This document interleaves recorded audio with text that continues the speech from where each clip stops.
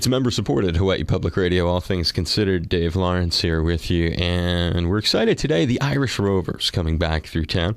They've got gigs on Friday and Saturday. Very special tour, too. We're going to learn more about it right now. Singer-guitarist George Miller is on the line and joining us. Aloha, George. How are you? I'm great. Aloha yourself. It's wonderful to be here. Well, good to have you here, and folks are probably no doubt wondering about what are some of the elements that make this such a special tour for the Irish Rovers. This is our 50th year together with two of us are still the originals, myself and Wilson Madole.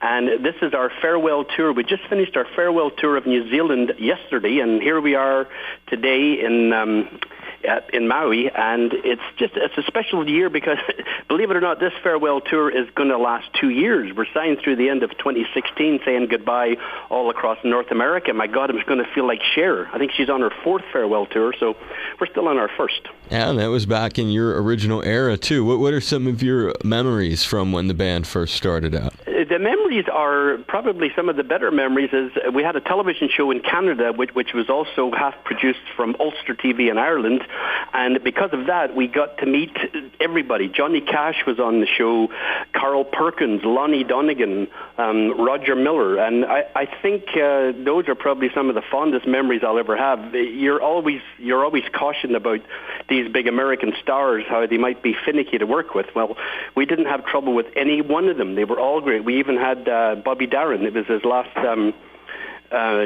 show that he ever did just before he passed away, and he came in a three-piece suit, and he took one look at us and said, "Excuse me," and he went into his dressing room and came out in a turtleneck sweater and jeans like us. So those type of memories are in my mind forever, and I'll never ever forget those. And of course, the fans. When you have fans that have supported you for 50 years, that's quite a feat, and you really can't do it without the fans. As I like to say, they let me do something I like and enjoy doing, and I actually get paid for it at the end of the day. So pretty blessed when you can say that. Yeah, as my old boss in radio used to say, sure beats working. It absolutely does. Listen, when I was young in Ireland, I actually spent a summer picking potatoes when I was about 12, and I said, okay, I'm either going to go back to school and learn everything I need to learn, or else I'm going to play the guitar. So did a bit of both. Formative experience, no doubt. When we think about, that was a pleasure to hear a little bit of the Bobby Darin story, but you rattled off some great names, and it is a treat, and that's the kind of thing that makes going to see the Irish Rovers on this tour, this coming Friday in Maui, Saturday on Hawaii Island, that much more of a treat. But I heard you say something about the Man in Black, and if you could just work it through your mind and tell us a little story about when you guys got to interact with the great Johnny Cash. Well, his manager came with them. The whole family was there. June Carter, his wife DeBee was there, and mother Maybelle Carter. The whole family were there, and Carl Perkins was part of the Tennessee Three at that time, playing lead guitar. So he was a boyhood idol of ours from Ireland as too. Carl Perkins, everybody knew him. But his manager warned us beforehand. He said, now look at, I know I sort of know the show, and you guys always do a song with the star at the end. And we said, yes, I do. We do. He says, well, that's okay, but what kind of song do you want to do? And we sort of rattled off a couple of songs. He says, oh, yeah, he could do that one, Old Time Religion or all. And I said, and also one that we do, he might know, is the Battle of New Orleans. And he said, oh, for God's sake, don't even bring that up. That was his best friend, Johnny Horton, who just got killed in a car crash not too long ago. So he said, that's the last song that he would ever want to do. I said, oh, all right. So and then we met Johnny, and we talked it over with him, and he was saying the same things. Well, what song do you boys want to end with? And we battered a few around, and he says, that's done to death. We've done Old Time Religion on every show. So I said, what about the Battle of New Orleans? And he said, brilliant. That was my best friend. I love that song. Let's do that one. So once again, that goes back to me saying, once you get away from the agents and the managers and go right to the people themselves, they're ordinary people. And Johnny Cash was the most genuine. He would have done anything we asked him to do. And, of course, he was about 3 feet taller than all of us, so it was quite a thing, seeing all of us in our green sweaters, and here's this tall man in the middle wearing black. But it was an absolute wonderful experience.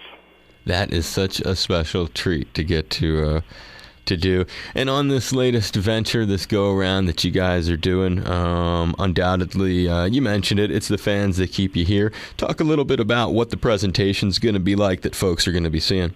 Well, what we've always done, our philosophy, my philosophy, has always been that the stage is a place to entertain. We don't do political songs. We don't do the Irish troubling songs. We're a mixed band. Some Catholics, some Protestants, and probably a lot of heathens thrown in there too.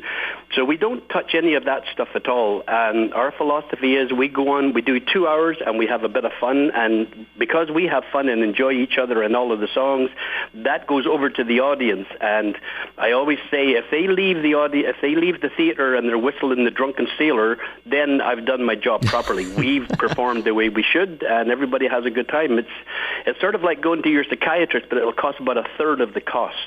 I like that. Well, you're trying to save folks a buck or two. Yes. George Miller, the great Irish Rovers, they are playing at the Mac, Maui, Friday night, the Palace Theater in lovely Hilo on Saturday, and an important moment in their career to get to be part of. And certainly I imagine that at the shows you share some of those stories too from 50 years. Yes, we tell a couple of stories, and we actually have a couple of funny stories that they've probably heard, and if out of respect for our age, they'll probably laugh at them anyway. Good talking to you, George, and I hope this wasn't too much of a hassle taking a moment to be on All Things Considered. It was an absolute pleasure, and Dave, thanks for your time. I certainly like that too. Thank you for that. Aloha, this is George Miller from the Irish Rovers, and you are listening to the only show that matters with our good friend Dave Lawrence, so keep listening. Aloha, it's George Miller of the Irish Rovers, and you're listening to member-supported Hawaii Public Radio. Keep listening. Great. That's awesome. Thanks, George. I appreciate it. Dave, thanks again for your time. I appreciate that, too. Take care, buddy. Righto. Bye-bye.